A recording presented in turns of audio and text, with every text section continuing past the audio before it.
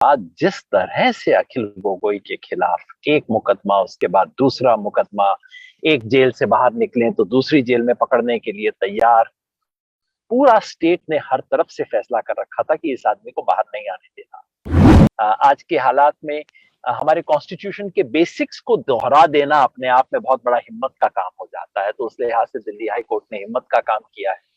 आज देश में डेमोक्रेसी के जितने स्ट्रगल्स हैं, ये सेक्टोरल मूवमेंट की तरह पेश किए जा रहे हैं, और हमारी जो चैलेंज है इस वक्त वो ये है कि कैसे इन सेक्टोरल मूवमेंट्स को एक कॉम्प्रिहेंसिव मूवमेंट में बदला जा सके, क्योंकि हमने पिछले कुछ सालों में इस देश में सिर्फ डेमोक्रेसी को नहीं खोया है, हमने उस रिपब्लिक को खो दिया है जो 1950 में बना था। उस अखिल गोगोई का बाहर आना, कोर्ट के द्वारा यूएपीए खारिज करना और उन्हें आज प्रॉपरली रिलीज का ऑर्डर मिलना अपने आप में किसी भी जो लोकतंत्र में यकीन रखता है, ह्यूमन राइट्स में यकीन कर रखता है। आज एक बहुत खास दिन है। खास दिन इसलिए है कि जब मैंने इस प्रोग्राम के लिए हाँ की थी तब मुझे पता नहीं था कि आज अखिल गोगोई भी छूट जाएंगे। आज अखिल गोगोई छूट गए। अखिल गोगोई के खिलाफ यूएपीए लगा, उनके खिलाफ क्या नहीं लगा। पिछले कोई 2019 दिसंबर में, शायद 11 दिसंबर को या 12 दिसंबर को वो अरेस्ट हुए थे, और उसके बाद जिस तरह से अखिल गोगोई के खिलाफ एक मुकदमा उसके बाद दूसरा मुकदमा, एक जेल से बाहर निकले तो दूसरी जेल में पकड़ने के लिए तैयार, पूरा स्टेट ने हर तरफ से फैसला कर रखा था कि इस आदमी को बाहर नहीं आने देना। पहले तो फैसला था कि असम के चुनाव से पहले बाहर नहीं आने देना। चुनाव के बाद जब चुनाव हुआ, अखिल गोगोई इलेक्ट हुए, उसके बाद ये तय था कि इसको असेंबली में आके शपथ नहीं लेने देनी।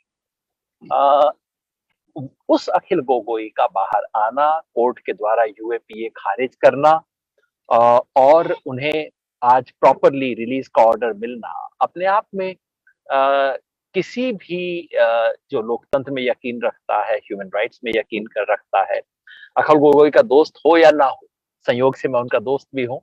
उनसे मिलने 2 बार जेल में गया था, दूसरी बार अस्पताल में गया था।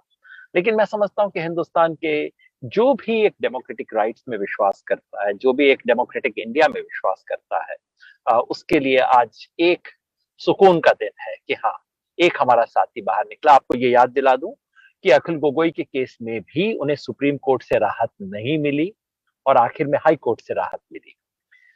जो इस केस का हाँ, ये जरूर कह दूं कि यूएच के साथियों को बधाई बधाई इस बात की कि आपने लगातार इस सवाल पे अपनी निगाह बनाए रखी है।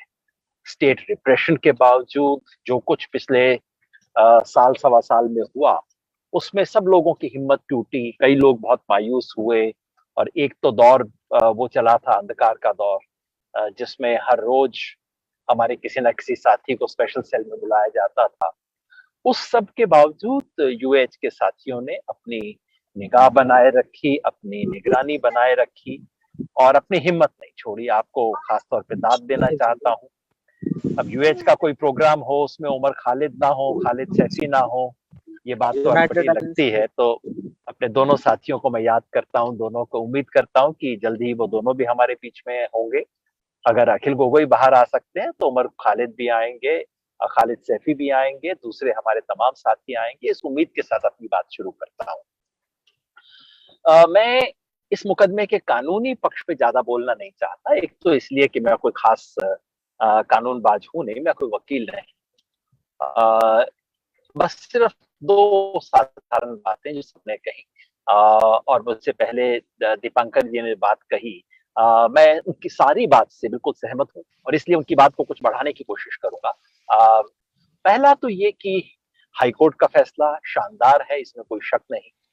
लेकिन ये याद रखना चाहिए, जैसा दीपांकर जी ने कहा, कि अगर आज से 10 साल पहले ये फैसला आता, आज से 20 साल पहले ये फैसला आता, तो हम इसे शानदार फैसला ना कहते। हम सिंपली कहते कि देखिए पुलिस ने क्या बेवकूफी की काम किया था, और देखिए पुलिस और स्टेट किस किस्म की अजीब हरकतें करते हैं, कोर्ट को ये कहना पड़ रहा है। लेकिन आज के हालात में आपको कहना पड़ेगा कि बड़ा शानदार फैसला है। आज के हालात में हमारे कॉन्स्टिट्यूशन के बेसिक्स को दोहरा देना अपने आप में बहुत बड़ा हिम्मत का काम हो जाता है। तो उस लिहाज से दिल्ली हाई कोर्ट ने हिम्मत का काम किया है, और उनकी हिम्मत आप जब आप सुप्रीम कोर्ट का फैसला देखते हैं किस तरह से सुप्रीम कोर्ट ने किया। अब मैं उस पर कोई उनकी नियत पे कोई टिप्पणी नहीं करना चाहता, वो करना नहीं चाहिए। लेकिन हैरानी की बात है कि सुप्रीम कोर्ट ये नहीं कहता कि हम बेल नहीं देंगे। संयोग ये है कि आज सुबह मैं इस देश के कुछ बहुत बड़े वकीलों और जजों के साथ बैठा था, जो अभी नहीं, एक्स जजेस हैं, बहुत बढ़िया। तो और उनसे इसी केस के बारे में बात हो रही थी। तो उन्होंने बस दो बात कही। उन्होंने कहा कि अगर सुप्रीम कोर्ट हाई कोर्ट की बात से सहमत नहीं था तो सुप्रीम कोर्ट को बेल खारिज करनी चाहिए थी। आप बेल खारिज कीजिए, कहिए कि नहीं, बेल नहीं मिलेगा, आपका हाई कोर्ट का फैसला गलत है। आप बेल खारिज नहीं करते हैं, लेकिन ये कहते हैं कि हाई कोर्ट का जजमेंट अजीब है। ये सुप्रीम कोर्ट कहता है कि हाई कोर्ट बेल एप्लीकेशन के मामले में यूएपीए के बारे में टिप्पणी कैसे कर सकता है। मैं तो जानता नहीं था, लेकिन उन जज साहब ने और देश के बड़े नुमाया वकील हैं, उन्होंने मुझे बताया कि यूएपीए के बारे में जितने भी गाइडलाइंस सुप्रीम कोर्ट ने आज तक इशू किए हैं, वो सब बेल मैटर में ही तो किए गए हैं। तो इसमें कुछ भी नई बात नहीं थी। जिस बात के लिए सुप्रीम कोर्ट हाई कोर्ट को एक तरह से डांट रहा है कि आपने बेल मैटर में ये बात कैसे कह दी, वो काम तो सुप्रीम कोर्ट कई बार कर चुका है। तो खैर मैं बहुत हैरान हुआ इस देख के। लेकिन कोर्ट कचहरी में आजकल बड़ी हैरान करने वाली बातें होती रहती हैं, बहुत रूटीनली होती रहती हैं, उसके बारे में जितना कहा जाए कम है। मगर आजकल एक धारणा बन गई है लोगों की।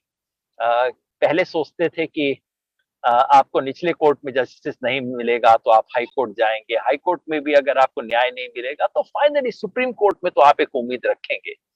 आजकल लोगों को लगता है कि हाई कोर्ट में उम्मीद ज्यादा है और सुप्रीम कोर्ट में जाने से थोड़ा घबराने लग गए हैं आजकल लोग, जो एक किसी भी एक जस्टिस के सिस्टम के लिए बहुत अच्छी बात नहीं, क्योंकि सुप्रीम कोर्ट हमारे लिए सबसे ऊंची पंचायत होना चाहिए।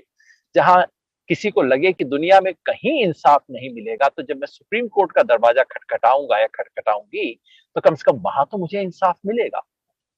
आजकल कम से कम लोगों के मन में इस तरह का विचार मैं देख नहीं पाता हूं, और इससे हर हिंदुस्तानी को अफसोस होना चाहिए। खैर, मैंने कहा था कि मैं बहुत ज्यादा इस पे लीगल टिप्पणी नहीं करूंगा, क्योंकि लीगलिटी के बारे में मेरी जानकारी काफी कम है।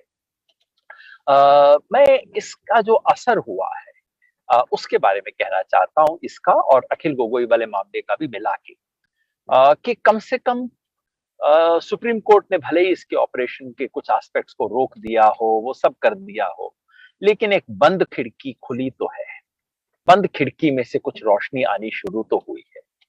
अब इस रोशनी का ताल्लुक सिर्फ कानून से है, या कि कानून की इंटरप्रिटेशन करने की एक खास तरह की हिम्मत पिछले 2 महीने से इस देश में बढ़ गई है, ये मैं नहीं कह पाऊंगा। लेकिन कहीं लगता है कि पिछले 2 महीने में कुछ जुबान जो बंद पड़ी थी वो खुलने लगी है। और जैसा हम जानते हैं, कोर्ट कचहरी में सब जगह पे जो देश का हालात है, जो समाज की हालत है, देश की हालत है, जो पब्लिक ओपिनियन बदला है, उसका रिफ्लेक्शन कहीं ना कहीं कोर्ट कचहरी के जजमेंट्स में दिखाई देता है, जो हम देख रहे हैं। इससे देश में डेमोक्रेटिक राइट्स के लिए थोड़ा सा स्पेस बढ़ा है। कम से कम कुछ बातें उठाने की गुंजाइश बनी है। और जैसा दीपांकर जी ने कहा, हम सबकी ड्यूटी बनती है कि हम उस स्पेस को कैसे बढ़ा सकते हैं। इस संदर्भ में जो एनटीसीए प्रोटेस्ट थे, जो मूवमेंट था, उस मूवमेंट का एक बहुत बड़ा योगदान इस देश में रहा है। क्योंकि 2019 में मोदी की दूसरी विजय के बाद ऐसा महसूस होने लगा था कि जैसे कोई विरोध हो ही नहीं सकता, और खास तौर पे माइनॉरिटीज की तरफ से तो जुबान खोली जा सकती है, ये मुमकिन नहीं लगता था किसी को। एनटीसीए प्रोटेस्ट ने लोगों को जुबान खोलना सिखाया, उसकी हिम्मत दी। चाहे उसके बाद कोविड के चलते सरकार ने एक कैलेमिटी को एक अपॉर्चुनिटी की तरह इस्तेमाल किया, मूवमेंट को सप्रेस किया, और उस हालात में मूवमेंट को चलाना मुमकिन भी नहीं था। लेकिन उसने जुबान दी, उस मूवमेंट ने देश को नई लीडरशिप दी। मैं समझता हूँ आने वाले 15-20 साल तक हम ऐसे तमाम नए लीडर्स देखेंगे इस देश में जो कि एनटीसीए प्रोटेस्ट के दौरान आए। मैं जहां-जहां गया, मैं कम से कम 15-20 शाहीन बाग में गया था। हर जगह मैंने यंग मुस्लिम औरतों को देखा। कई तो स्कूल की स्टूडेंट्स, कॉलेज की स्टूडेंट्स, और कितनी हिम्मत, कितने कॉन्फिडेंस के साथ तो वो बोल रही थी, मैनेज कर रही थी। वो मैं समझता हूँ कि हमारी डेमोक्रेसी के लिए बहुत बड़ी एक अचीवमेंट है और उस अचीवमेंट पे हमें बिल्ड करना चाहिए। इस वर्डिक्ट का और इस वर्डिक्ट के बाद और जो अखिल गोगोई वाला भी वर्डिक्ट आया है, उस सब का एक इम्प्लीकेशन ये है कि इस देश में लोकतंत्र की लड़ाई की का दरवाजा थोड़ा सा खुला है। एनटीसीए प्रोटेस्ट ने जिसकी बुनियाद रखी थी और फार्मर्स मूवमेंट ने, किसानों के आंदोलन ने जिस बुनियाद पर एक दीवार खड़ी की है, उसे पुख्ता करने की आज एक गुंजाइश बनी है। इन दोनों वर्डिक्ट्स ने उसका रास्ता खोला है। जरूरत यह है कि हम उसे अब आगे लेके जा सके। अभी तक, जैसा दीपांकर जी ने कहा, अभी तक इस देश में डेमोक्रेसी बचाने के जितने भी स्ट्रगल्स हैं वो सेक्टोरल रहे। एनटीसीए प्रोटेस्ट ने बहुत ऐसे लोगों को सामने किया जो खुद माइनॉरिटी कम्युनिटी से नहीं थे, लेकिन बाहर दुनिया में यही इमेज पेश किया गया कि ये केवल माइनॉरिटीज का है। किसान मूवमेंट कर्नाटका में भी है, तेलंगाना में भी है, महाराष्ट्र में भी है, लेकिन प्रेजेंट ये किया जाता है कि ये पंजाब, हरियाणा, पश्चिमी उत्तर प्रदेश और राजस्थान तक का है। तो आज देश में डेमोक्रेसी के जितने स्ट्रगल्स हैं ये सेक्टोरल मूवमेंट की तरह पेश किए जा रहे हैं और हमारी जो चैलेंज है इस वक्त वो ये है कि कैसे इन सेक्टोरल मूवमेंट्स को एक कॉम्प्रिहेंसिव मूवमेंट में बदला जा सके जो सिर्फ डेमोक्रेसी बचाने के लिए नहीं, मैं तो समझता हूँ इस रिपब्लिक को बचाने के लिए जरूरी है। क्योंकि हमने पिछले कुछ सालों में इस देश में सिर्फ डेमोक्रेसी को नहीं खोया है, हमने उस रिपब्लिक को खो दिया है जो 1950 में बना था। बाबा साहेब का जो कॉन्स्टिट्यूशन था, वो जो रिपब्लिक ऑफ इंडिया जो इनॉग्रेट हुआ था, मैंने 1-2 बार कहा है कि जो हिंदुस्तान का फर्स्ट रिपब्लिक था वो सन 2014 या 2019 में खत्म हो गया। अब एक सेकंड रिपब्लिक हिंदुस्तान का पैदा होगा, वो हिंदू राष्ट्र होगा या कि एक दूसरी तरह का डेमोक्रेसी होगी, वो हमारे हाथ में। लेकिन एक इस वक्त जो स्ट्रगल है वो इस रिपब्लिक को रिक्लेम करने का स्ट्रगल है। इस वक्त जो स्ट्रगल है कि हिंदुस्तान का जो सेकंड रिपब्लिक अब बनेगा उसकी क्या क्या शक्ल होगी, क्या सूरत होगी, उसमें क्या एक नए सपने हम बना सकते हैं, उसका स्ट्रगल है। और उस स्ट्रगल में हम इन तमाम सेक्टोरल मूवमेंट्स को कैसे जोड़ सकते हैं, ये आज की हमारी सबसे बड़ी चैलेंज है। और मैं समझता हूं कि एनटीसीए प्रोटेस्ट ने एक जो बीज डाला था, और हम भूले नहीं कि उसके अंदर तमाम ऐसे लोग आए जो सिर्फ अपनी चिंता लेके नहीं आए थे, जो इस देश के फ्यूचर की चिंता लेके आए थे। इसी तरह से किसान मूवमेंट में हुआ है। इन मूवमेंट में जो लीडरशिप आ रही है, और मैं समझता हूं कि अभी ये देश के एक और तीसरे बड़े मूवमेंट का इंतजार कर रहा है जो कि अनएम्प्लॉयमेंट के सवाल पे होगा, यूथ का अनएम्प्लॉयमेंट के सवाल पे एक स्ट्रगल। ये स्ट्रगल सच कहूं तो इस देश में इस वक्त ऑपोजिशन जो है वो संसद में नहीं है, इस देश का ऑपोजिशन सड़क पे है, चाहे वो शाहीन बाग था, चाहे वो संयुक्त किसान मोर्चे का मोर्चा है। और ये जो इस देश का रियल ऑपोजिशन है जो सड़क पे है, वो ऑपोजिशन किस तरह से इस देश के लिए नई इबारत लिख सकता है, वो चैलेंज हमारे सामने है। लेकिन और चैलेंज बहुत बड़ा है। अचानक कोई झटके में कुछ होने वाला नहीं है, लेकिन आज का दिन कम से कम एक बार सुकून से लंबी सांस लेने का दिन है और कहने का दिन है, अच्छा कभी तो कुछ हो सकता है। इस उम्मीद के साथ मैं अपनी बात को खत्म करूंगा। शुक्रिया। सभी अहम खबरों के लिए न्यूज़ MX को सब्सक्राइब करें, साथ ही बेल आइकॉन को जरूर दबाएं। लाइक, शेयर, कमेंट करना ना भूलें।